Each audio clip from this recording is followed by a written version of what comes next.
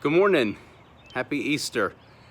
It is right about sunrise time and I am sitting on the gazebo in a neighborhood. Funny thing, I got to the church this morning and realized I left my computer on the dining room table, so I had to run home and get it. And while I was coming home, I saw something that just really inspired me. On one side, just over my shoulder, see if the camera can pick it up. Looks like it's getting harder to see, but the full moon was still in the sky. This isn't just any ordinary full moon, this is a blue moon, which really means it's the second full moon in a month. Now, of course, this corresponds more to last night, since yesterday was March 31st and it does April 1st in the morning, but still, the blue moon is over my shoulder.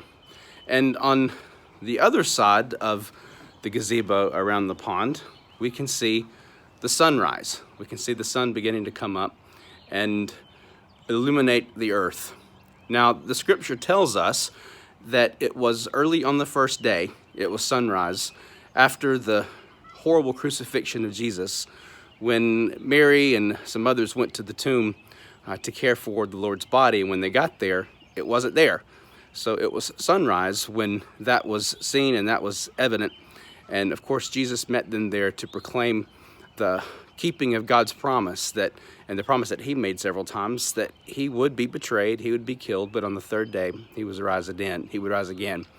And in those moments on that sunrise, there was kind of the juxtaposition, if you will, between the fading of the darkness and the new light that comes as a new day dawns. And so I stand here this morning in between the two realities. Oh, and I can actually see the moon now. There's the moon. Try to focus in on that. And interestingly enough, the reflection is in the pond. But anyway, so it is in this juxtaposition of sunrise on one direction and the defeating of darkness in the other. And that is exactly where we find ourselves this Easter morning. I don't know about you, but if you've been going through a difficult time, I want you to know that you can stand now in the middle between light and dark. That light has indeed come into the world, stays in the world. The darkness cannot understand it. And even as we see the remnants of the full moon that are still present, even in the midst of this sunrise, we're given a brand new hope and a brand new peace that light still conquers darkness. Now, of course, the moon itself is not like the sun. The sun generates its own light.